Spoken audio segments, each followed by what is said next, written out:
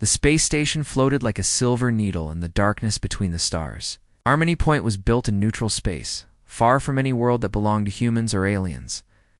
It was the perfect place for peace talks. The kind of place where enemies could meet without fear, where diplomats could speak freely, where wars might finally end.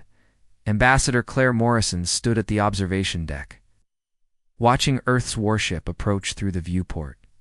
The used Defiant looked small against the vast emptiness of space, but Claire knew it carried the hopes of every human alive. She had spent 20 years learning the art of diplomacy, speaking in careful words that could prevent wars or start them. Today, those words might save humanity itself. Captain Ryan Blake guided his ship toward the docking port with steady hands. He had fought the Zephyrians for 2 years, watching them destroy 3 human colonies.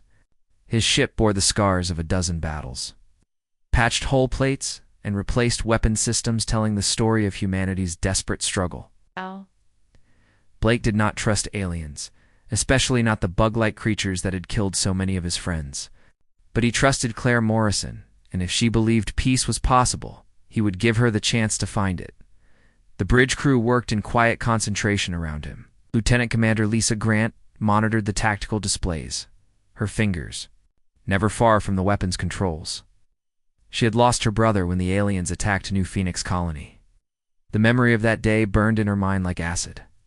Chief Engineer Danny Torres kept the ship's systems running smoothly, his modifications to the old cruiser giving them an edge against the superior alien technology.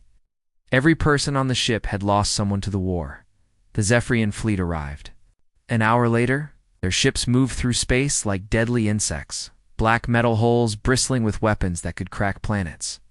The largest vessel was a monster, 3 times the size of any human ship. Its name translated to Void Render, and it had earned that name by destroying everything in its path. The sight of it made Blake's crew nervous, hands moving to weapon controls without conscious thought. Claire Morrison felt the tension but pushed it aside. She had work to do. The ambassador was a small woman with gray hair and kind eyes, but she carried herself with the confidence of someone who had faced down dictators and warlords. She wore the simple blue uniform of Earth's diplomatic corps, no decorations except a small pin showing the united flags of every nation on Earth. That pin meant more to her than any medal. The meeting room was built in the center of Harmony Point, surrounded by thick walls and advanced security systems. The Etherean mediators had prepared everything perfectly. These crystal beings were the galaxy's peacekeepers, trusted by all sides to remain neutral. Their leader, a tall figure that sparkled like living diamond, welcomed both delegations with formal words translated into dozens of languages. War-Prime Kethfer led the Zephyrian delegation. He stood 8 feet tall on 4 legs, his body covered in black chitin that looked like armor. His head was triangular with compound eyes that seemed to see everything at once. When he spoke, the translator device turned his clicking sounds into cold, precise words. He had conquered 12 star systems for his empire, and his reputation for cruelty was known throughout the galaxy. The first day of talks went better than anyone expected. Claire Morrison presented Earth's proposal. With careful words and detailed charts, humanity would withdraw from the disputed border systems. In exchange, the Zephyrians would recognize human territory and stop attacking civilian targets. Both sides would establish trade agreements and cultural exchanges. It was a fair deal, offering something to everyone. Kethfer listened without interruption, his alien features impossible to read. When Claire finished, he asked technical questions about territory boundaries and resource rights. His advisors took notes and consulted star charts. The tone was businesslike, professional. For the first time in 2 years, peace seemed possible. Captain.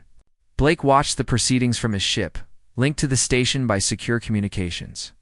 He kept the Defiant on high alert despite the ceasefire agreement. His instincts, sharpened by years of combat, told him something was wrong. The Zephyrians were being too cooperative, too reasonable.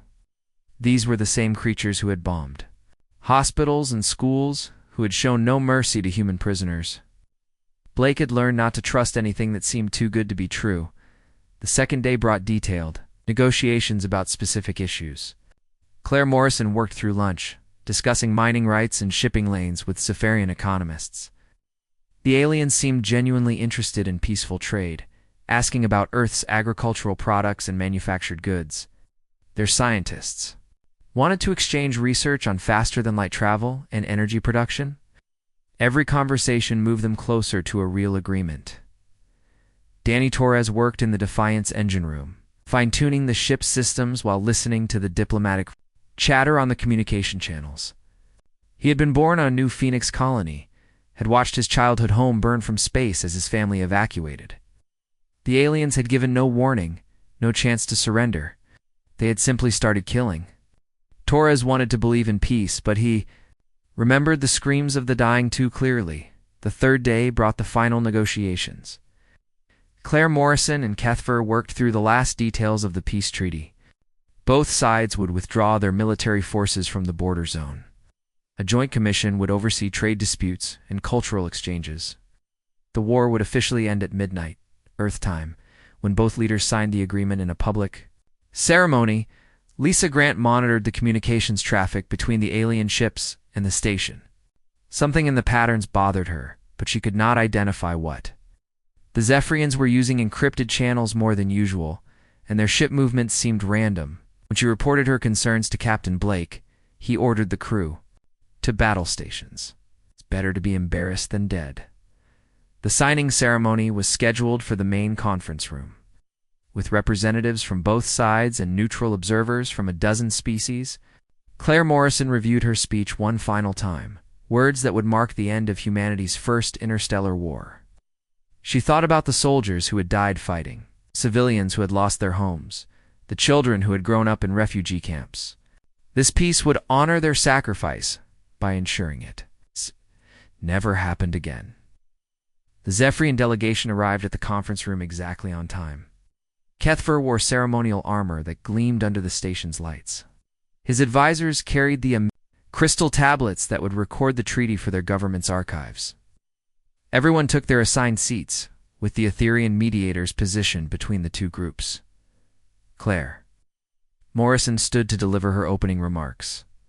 She spoke about the cost of war and the value of peace, about the future both species could build together. Her words were translated into the Zephyrian language and broadcast throughout the galaxy. History was being made in real time. The explosion came without warning. A plasma bomb hidden in the station's ventilation system detonated during Claire's speech, tearing through the conference room with devastating force. The blast killed the ambassador instantly, along with 17 other humans and all the Etherian mediators. The crystal beings shattered like glass, their life essence scattered. Across the room, Captain Blake felt the shock wave through his ship's hull. Emergency alarms screamed across the station as atmosphere vented into space. His screens showed the conference room destroyed, the diplomatic section of Harmony Point torn apart. Bodies floated in the wreckage, and among them he recognized the blue uniform of Earth's diplomatic corps. The Zephyrian delegation claimed innocence immediately. Kethfer's translator broadcast messages of shock and sympathy, suggesting that human extremists had planted the bomb to prevent peace. Their ships began emergency departure procedures, citing safety concerns and the need to report the tragedy. To their government, Blake knew the truth. His ship's sensors had analyzed the explosion, and the plasma signature matched Zephyrian military weapons. This was not sabotage by peace opponents. This was cold-blooded murder, planned and executed. While the victims trusted in diplomatic immunity, the aliens had used the peace talks as cover for assassination, as the Zephyrian fleet jumped to hyperspace. Leaving the shattered station behind, Blake transmitted his findings to Earth. The evidence was clear and undeniable. Ambassador Claire Morrison had been murdered under a flag of truce, killed while working to save both species from war. The galaxy would never be the same. The quantum communication relay carried Captain Blake's report across the galaxy in seconds. The message reached Earth's capital while most people were sleeping. But President Nathan Cross was awake in his office, waiting for news from the peace talks. When his aide brought him the decoded transmission, the words hit him like a physical blow. Ambassador Claire Morrison was dead. Okay, the peace talks had ended in blood and treachery. Cross read the report 3 times before the full meaning sank in. The Zephyrians had murdered Earth's most skilled diplomat under a flag of truce. Had blown up the conference room while she spoke about peace and cooperation. The evidence was clear and damning. This was not an accident or the work of extremists. This was calculated assassination designed to look like something else. Within an hour, emergency sirens wailed across New Geneva. The Global Defense Council, assembled in the deep bunkers beneath the city, was protected by layers of steel and concrete that could survive a direct nuclear strike. The world's military and political leaders arrived in small groups, their faces grim as they learned why they had been summoned at 3 in the morning. Admiral Patricia Hayes entered the command center still wearing her dress, uniform from her retirement. Dinner she had left early, Supreme Commander of Earth's combined fleet, she controlled every human warship in space. Hayes was 60 years old with silver hair and sharp blue eyes that had seen too many battles. She had fought in the colonial wars and the asteroid mining conflicts. But nothing had prepared her for this moment. General Marcus Stone arrived next, his Space Marine dress uniform crisp, despite the early hour. Stone commanded the ground forces. That protected human worlds and fought boarding actions on enemy ships. He was a big man with scarred hands and a reputation for leading from the front. His Marines respected him because he never asked them to do anything he would not do himself. Dr. Elizabeth Kim came from her research facility outside the city, still wearing the lab coat she had been working in when the emergency call came. As director of the Terran Research Institute, she controlled the most advanced scientific projects in human space. Her work on exotic weapons and defensive systems had kept Earth competitive with more advanced alien technologies. President Cross stood at the head of the briefing table, looking older than his 55 years. The weight of leadership had aged him quickly, gray hair and deep lines marking the stress of guiding humanity through its first interstellar war. He had hoped the peace talks would end the killing and give his people a chance to rebuild. Now, that hope was dead along with Claire Morrison. The first reports came from intelligence services around the world. Colonel Janet Pierce, Stone's intelligence chief, presented the analysis of Captain Blake's sensor data. The bomb that killed Morrison had been built with Zephyrian military explosives.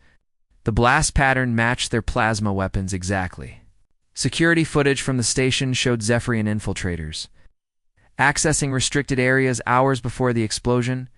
Admiral Hayes spread tactical charts across the table, showing the current position of human and alien fleets throughout the galaxy. The numbers were brutal and simple. Earth had 847 warships of all types, from small patrol boats to massive battlecruisers.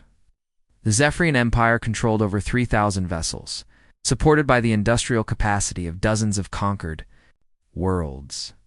In a straight fight, humanity would lose badly. General Stone disagreed with the pessimistic assessment. His Marines had been developing new tactics specifically designed to fight the Zephyrians.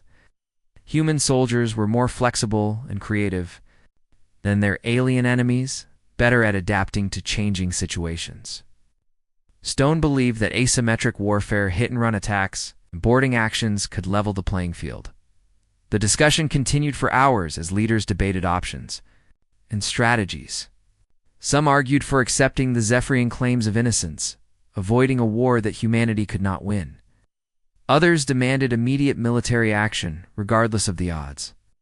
The evidence of alien guilt was overwhelming, but the consequences of acting on that evidence were terrifying. Dr. Kim presented the most disturbing information of all. For 2 years, her scientists had been working on Project Prometheus, a classified weapons program that pushed the boundaries of known physics. The quantum weapons they had developed could destabilize matter at the atomic level, creating explosions. More powerful than nuclear bombs, the technology was experimental and dangerous. But it might give humanity the edge it needed. Using quantum weapons would violate every treaty governing interstellar warfare. The technology was so destructive that most civilized species had banned its development. But the Zephyrians had already crossed that line by murdering diplomats under diplomatic immunity. If they wanted to fight without rules, humanity could do the same. Colonel Pierce provided the final piece of evidence that would shape Earth's decision. Deep space monitoring stations had detected Zephyrian fleet movements throughout their territory. The aliens were massing ships for a major offensive, apparently planning to use the confusion after Morrison's death to launch new attacks. The peace talks had been a cover for military preparations. President Cross felt the weight of human civilization pressing down on him. Every choice led to terrible consequences. Accepting Zephyrian lies meant abandoning justice for Morrison and signaling weakness to other potential enemies. Declaring war meant committing humanity to a fight against overwhelming odds with no guarantee of survival. The room fell silent as Cross considered his options. Around the table sat the people who would have to implement whatever decision he made. Hayes would command the fleets that fought and died in space. Stone would send his Marines into the meat grinder of boarding actions and planetary assaults. Kim would unleash weapons of mass destruction that could reshape the galaxy. Responsibility was crushing. Captain Blake's voice crackled over the secure communication link from the wreckage of Harmony Point. His report was detailed and professional, describing the forensic evidence that proved Zephyrian guilt beyond any doubt. The aliens had planted infiltrators among their diplomatic staff. They had brought military explosives to a peace conference. They had murdered Morrison while she spoke about cooperation and understanding.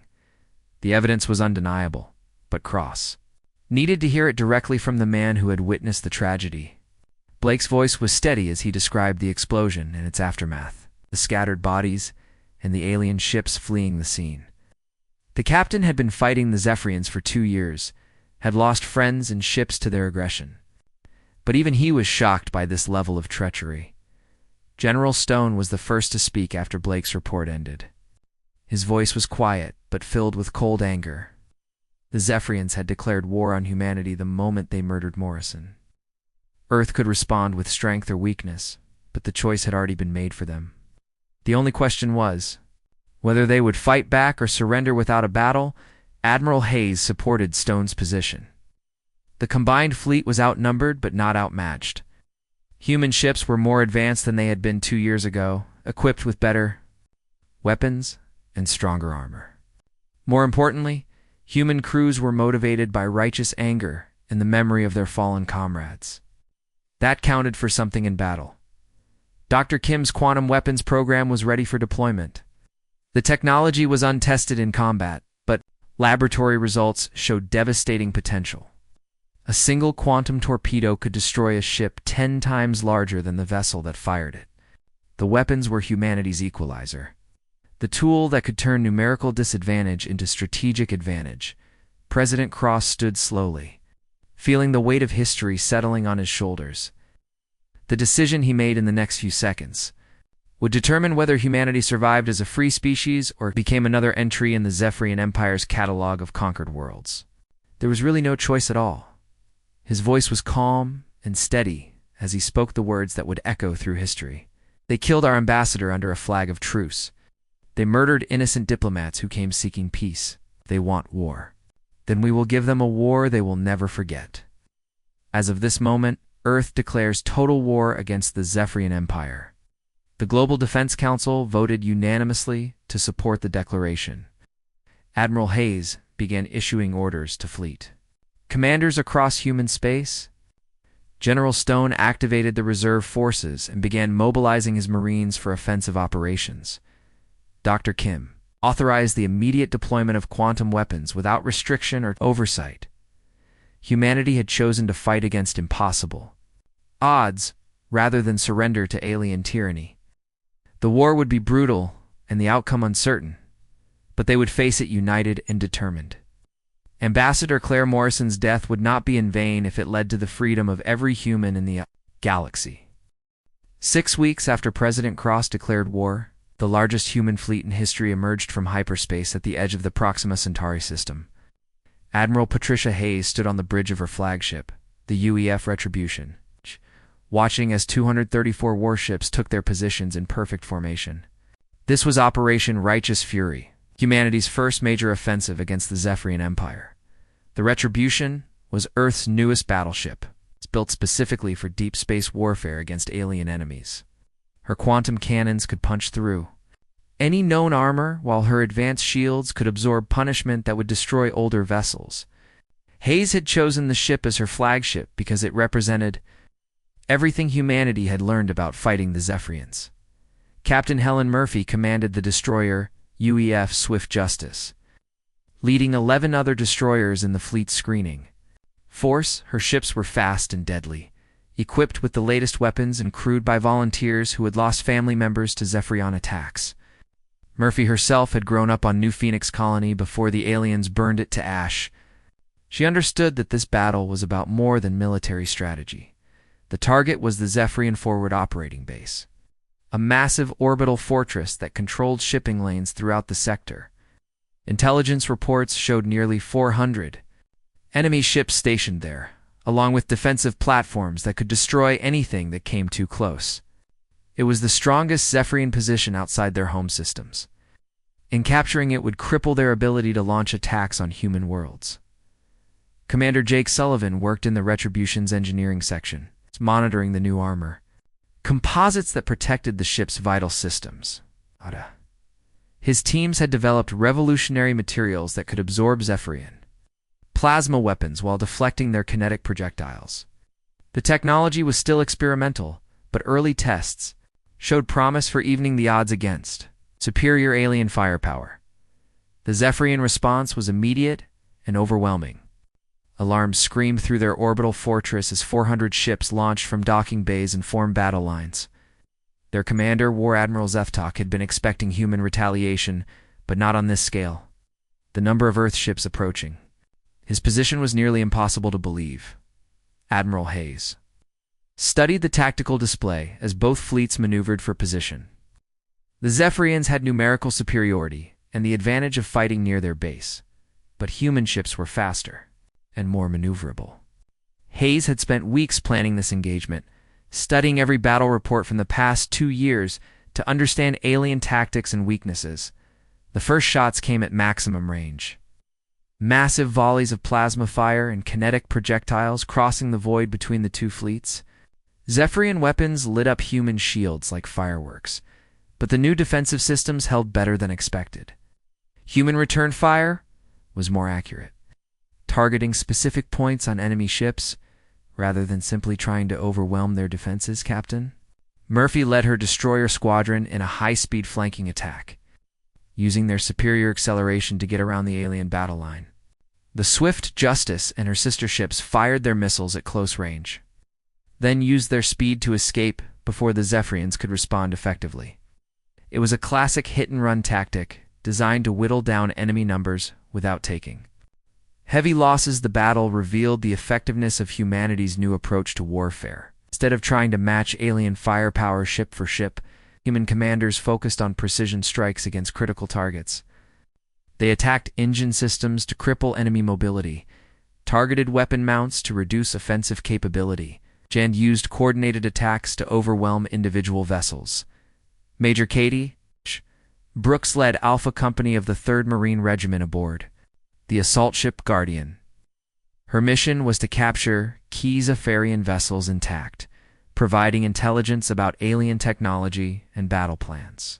The Marines were equipped with powered armor and weapons designed specifically for fighting insectoid enemies in the confined spaces of starships.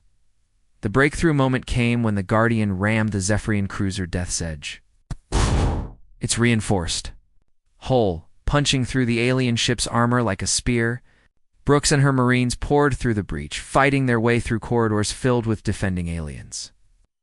The combat was brutal and personal, with no quarter-aster given on either side. Dr. Elizabeth Kim watched the battle from her command post on Earth, monitoring the performance of her quantum weapons in their first combat test. The experimental destroyer UEF Prometheus had been equipped with a single quantum torpedo, a weapon that could theoretically destroy any target regardless of size or armor. The question was whether the theory would work in practice. The moment of truth came when Admiral Hayes ordered the Prometheus to engage the Zephyrian command station. The destroyer's captain, a young officer named Ben Carter, lined up his shot carefully before firing the quantum torpedo. The weapon streaked across space, a ball of twisted energy that seemed to bend light around itself. The quantum torpedo struck the command station and detonated in a way that defied normal physics.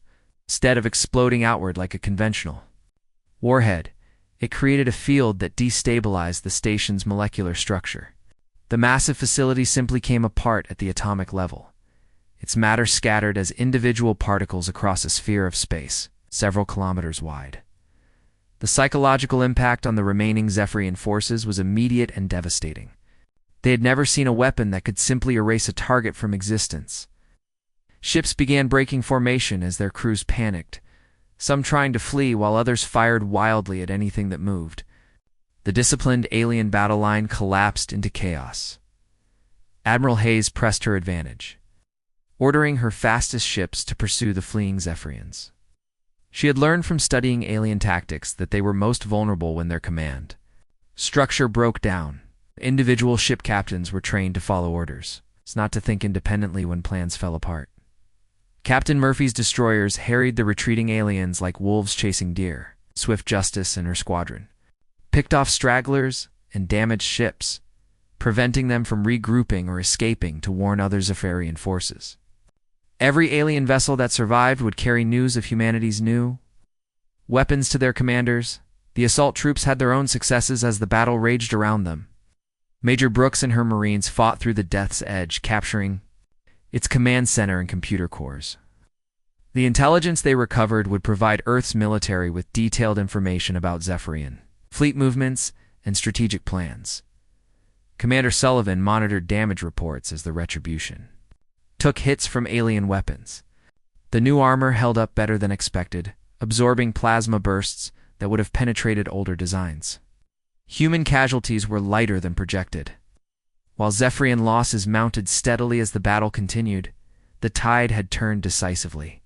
In humanity's favor, Zephyrian ships that had seemed invincible were burning wrecks drifting through space. Their orbital fortress was abandoned, its crew evacuating in small craft that were quickly captured by human boarding parties. The strongest alien position in the sector was falling to the species they had dismissed as primitive. War Admiral Zethtok made his final decision as his flagship took critical damage.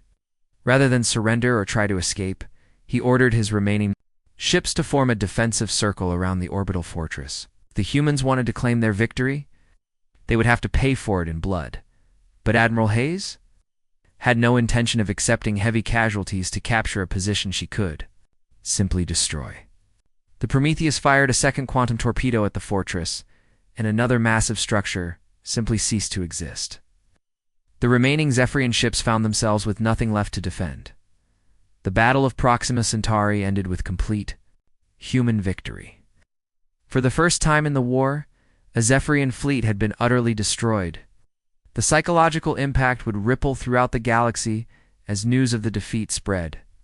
Humanity had announced its arrival as a major military power in the most dramatic way possible.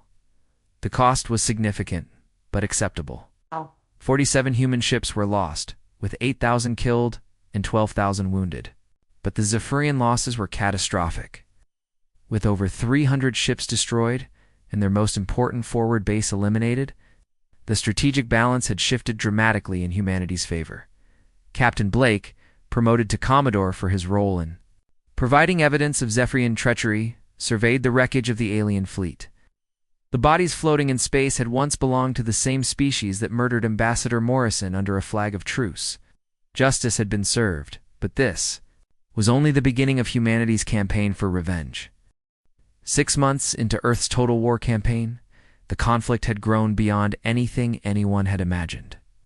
What started as revenge for Ambassador Morrison's murder had become a galaxy-wide revolution. Admiral Patricia Hayes commanded her forces.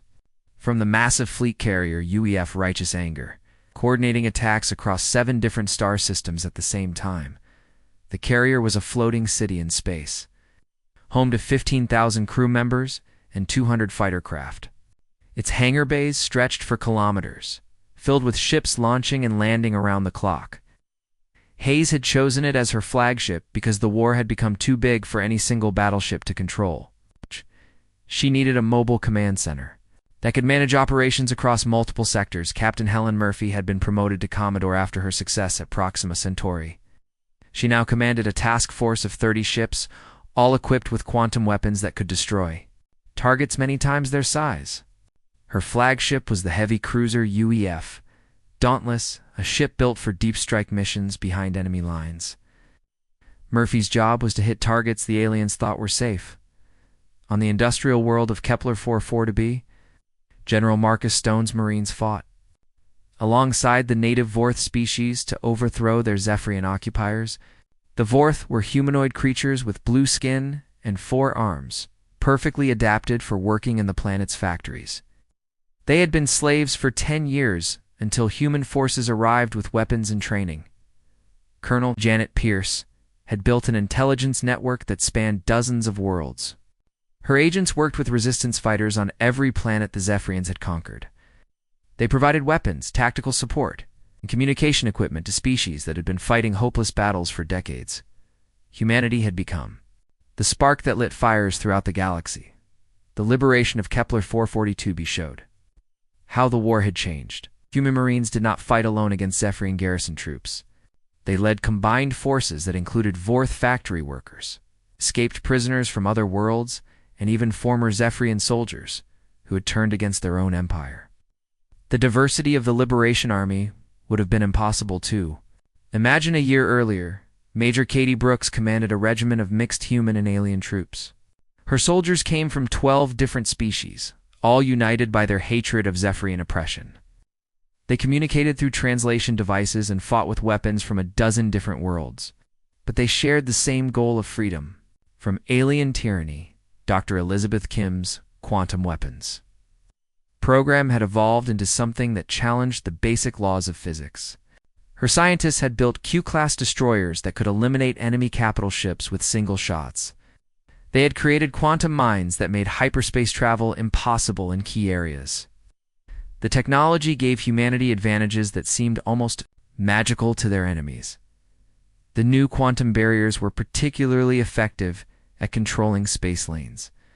A single mine could create a field that prevented hyperspace jumps within a light-year radius. Zephyrian fleets found themselves trapped in normal space, forced to fight battles they could not escape. The psychological effect was devastating to a species that had always relied on superior mobility.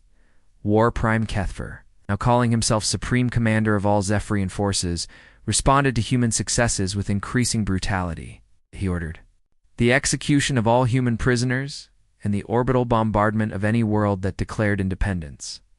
The atrocities only strengthened human resolve and provided powerful propaganda for recruiting neutral species. The massacre on the mining world of Titan 7 became a turning point in galactic opinion. Zephyrian forces murdered 50,000 human civilians. In retaliation for a successful liberation campaign, videos of the slaughter spread throughout the galaxy, showing the true nature of the empire that had ruled through fear for so long. Dozens of neutral species declared their support for humanity. Captain Murphy's deep strike missions had crippled Zephyrian supply lines throughout their territory. Her task force would appear without warning in enemy systems, destroy supply convoys and communication stations, then disappear before reinforcements could arrive. The aliens never knew where the next attack would come from. The political situation on Earth had transformed completely. President Nathan Cross now held emergency powers that made him effectively a wartime dictator. The entire planetary economy had shifted to military production, with factories working around the clock to build ships and weapons. Every human understood that victory was the only alternative to extinction. Commander Jake Sullivan, now a rear admiral, oversaw the construction of humanity's first super battleship. The UEF Indomitable was a monster of a vessel, massing 850,000 tons and carrying enough quantum weapons to sterilize entire star systems. Its construction required the resources of 3 worlds and the labor of 2 million workers. The ship represented more than just military power. It was a symbol of human determination and technological achievement. The Indomitable could fight entire fleets by itself.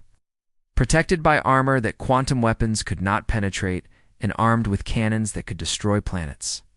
It was humanity's answer to those who thought them weak. Dr. Kim's research facilities, now spanned 3 continents and employed over 2 million scientists and engineers. They worked on projects that pushed the boundaries of known science, developing weapons and defenses that made human forces competitive with species that had ruled the galaxy for centuries. Every breakthrough was immediately deployed to the front lines. The breakthrough in alliance building came when the surviving Etherian peacekeepers formally recognized Earth's war as justified self-defense. These crystal beings had been the galaxy's moral authority for thousands of years. Their blessing legitimized human actions in the eyes of every civilized species. Suddenly, humanity was fighting for justice rather than revenge. The Etherian support also provided access to advanced crystalline technology that enhanced human weapons and defenses. Crystal matrices could store quantum energy more efficiently than any human design, while Etherian computers could calculate hyperspace jumps with perfect accuracy. The technology transfer accelerated human development by decades. 23 former Zephyrian worlds had declared independence by the end of the first year, each one protected by human fleets and supported by Earth's industrial capacity. Liberated planets formed a loose alliance that provided resources and staging areas for further attacks. The Empire was literally falling apart from within. 18 neutral species had joined the human alliance, contributing ships and troops to the liberation campaigns. The diversity of the coalition was unprecedented in galactic history. Species that had been enemies for millennia worked together under human leadership, united by their shared hatred of Zephyrian oppression. The Corvani were reptilian creatures, with natural armor that made them excellent assault troops. The Malari were energy beings who could disable electronic systems with their touch. The Thaxan were insectoid like the Zephyrians, but had been enslaved by their distant cousins for generations. Each species brought unique capabilities to the alliance. Admiral Hayes coordinated this vast coalition from her flagship, managing logistics and communications across hundreds of worlds. The war had become too complex for any single person to understand completely, but Hayes had the experience and intuition to see the big picture. She knew that momentum was building towards something unprecedented. The strategic balance had shifted dramatically in humanity's favor. Earth's fleet had grown from 847 ships to over 2,100 vessels, while Zephyrian forces had been reduced to fewer than 1,800 ships. More importantly, the psychological advantage had passed to the humans and their allies. Captain Blake, now a full admiral commanding the Home Defense Fleet, reviewed intelligence reports from across the galaxy. The same species that had dismissed humanity as primitive was now retreating toward their core systems, abandoning conquest for survival. The hunters had become the hunted.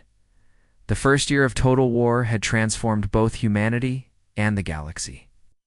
Earth had evolved from a single world fighting for survival into the leader of the largest alliance in galactic history. The murder of Ambassador Morrison had unleashed forces that no one could have predicted, changing the balance of power forever. 2 years after Ambassador Claire Morrison's assassination, the final phase of humanity's total war reached the Zephyrian homeworld of Hive Prime. Admiral Patricia Hayes commanded the largest fleet in galactic history from her flagship, watching as over 4,000 ships took position around the alien planet. The Armada represented 47 different species, all united under human leadership in the greatest military operation ever attempted. The diversity of the fleet was breathtaking. Human battleships floated alongside Corvani assault carriers and Malari. Energy vessels, Thaxan fighters swarmed around Vorth heavy cruisers, while Etherian crystal ships provided quantum coordination for the entire force. What had begun as Earth's war for justice had become the galaxy's fight for freedom. War Prime Kethfer, now calling himself Emperor of the Zephyrian Empire, watched the approaching fleet from his orbital fortress above Hive Prime. The massive station was a technological marvel, protected by shields that had withstood every weapon known to galactic science. Its weapons could destroy entire fleets, and its armor was thick enough to stop planet-killing missiles. The fortress was more than just a military installation. It was the symbol of Zephyrian power, the heart of an empire that had conquered dozens of worlds. Kethfer had retreated there as his forces collapsed throughout the galaxy. making his final stand in the one place he believed was truly safe. He was about to learn that nowhere was safe from human. DETERMINATION. Dr. Elizabeth Kim monitored the approach from her command center on Earth. Watching the deployment of her ultimate weapon, the quantum cascade generator, was the culmination of human scientific achievement, a device that could destabilize the quantum foam underlying reality itself. It was mounted aboard the super battleship UEF Indomitable. Ready to end the war with a single activation, General Marcus Stone led the ground assault with a combined force of Marines and alien allies. His troops were loaded aboard 1,000 assault ships, ready to storm the fortress once its defenses were breached. Major Katie Brooks commanded the first wave. Her mixed regiment of humans and liberated aliens prepared for the most dangerous mission of their lives. Captain Helen Murphy, now commanding the task force assigned to penetrate the fortress defenses, studied the alien station through her ship's sensors. The UEF Dauntless led a squadron of quantum-armed destroyers through the maze of defensive platforms surrounding Hive Prime. Every ship in her force was equipped with the most advanced weapons humanity could build. The battle began at maximum range as thousands of ships exchanged fire across the void. Zephyrian defensive platforms opened up with everything they had, filling space with plasma bolts and kinetic projectiles. The human fleet responded with quantum torpedoes and focused energy beams, each shot precisely targeted to overwhelm specific sections of the alien defenses. Admiral Hayes coordinated the massive engagement from her command center, managing the movements of dozens of task forces simultaneously. The complexity was staggering, but human technology and alien cooperation made it possible. Real-time communications linked every ship in the fleet, creating a coordination network that responded to changing conditions instantly. The first breakthrough came when Murphy's destroyers punched through the outer defensive ring. The Dauntless and her escorts fired quantum torpedoes at the fortress's shield generators, each weapon creating a cascade reaction that overloaded the alien defensive systems. Sections of the mighty fortress began to lose their protective barriers. General Stone launched his assault the moment the shields failed. Transport ships carrying 50,000 Marines and alien troops raced toward the fortress, dodging defensive fire and debris from destroyed platforms. The first wave hit the station's docking bays like a hammer, with Major Brooks leading Alpha Regiment through breaches torn in the alien hull. The fighting inside the fortress was brutal beyond description. Zephyrian defenders had turned every corridor into a killing zone, using their knowledge of the station's layout to maximum advantage. But the attacking forces included former prisoners who knew the fortress from their time in captivity, and their intelligence proved invaluable.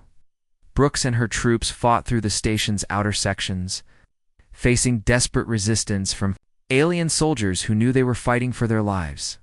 The close-quarters combat favored human tactics and equipment, with powered armor protecting the attackers, while their weapons proved devastatingly effective against insectoid defenders.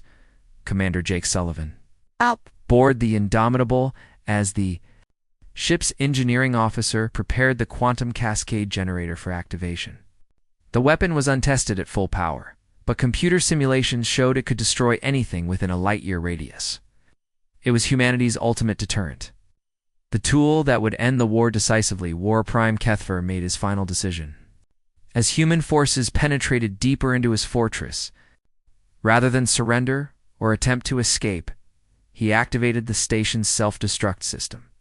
If he was going to die, he would take the human fleet with him. The fortress began to overload its power systems, building toward an explosion that would vaporize everything within the star system. Admiral Hayes recognized the threat immediately. Her sensors detected the energy buildup inside the alien fortress, and she understood what Kethfer was attempting. The station's destruction would kill millions of beings and destroy the largest fleet ever assembled. She had seconds to make a decision that would determine the outcome of the war. Dr. Kim provided the solution through her quantum technology. The Indomitable's advanced systems could create a containment field around the fortress, trapping the explosion within a quantum barrier that would prevent it from spreading.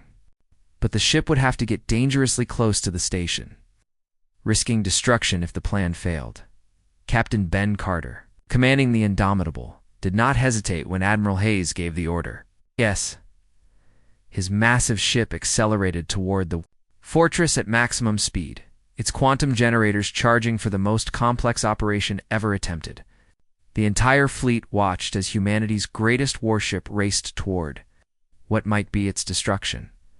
The fortress exploded just as the Indomitable activated its containment field. The detonation was spectacular, a ball of nuclear fire that should have consumed half the star system. Instead, the quantum barrier held the explosion within a sphere of twisted space-time, containing the destructive force while protecting everything outside. The light show was visible across. The galaxy is contained. Nuclear fire burned within the quantum field.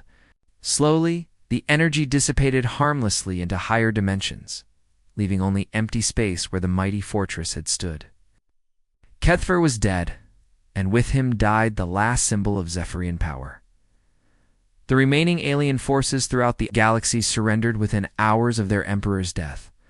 Without central leadership, individual commanders chose survival over feudal resistance.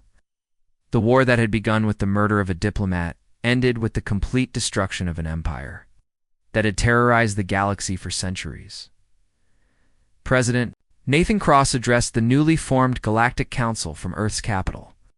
With representatives from dozens of liberated worlds in attendance, the human model of democracy and individual rights became the template for a new interstellar civilization based on cooperation rather than conquest. The age of empires was ending, replaced by voluntary associations of free peoples. Admiral Hayes was appointed as the first supreme commander of the Galactic Defense Force, tasked with preventing future wars of aggression. Her fleet would patrol the spaceways, ensuring that no species could repeat the Zephyrian mistake of building power through conquest and oppression. The story concluded with a memorial service for Ambassador Claire Morrison on Earth. Representatives from every liberated world attended, honoring the woman whose death had sparked the greatest war in galactic history. Her sacrifice had brought justice, not just to humanity, but to billions of beings throughout the galaxy. Admiral Blake, a commander of Earth's home fleet, delivered the final eulogy at Morrison's memorial. His words captured the meaning of everything that had happened since that terrible day at Harmony Point. They thought killing our ambassador would end our hopes for peace. Instead, they unleashed something far more dangerous: humanity united in righteous anger. We fought not for conquest, but for justice, and in doing so, we changed the galaxy forever.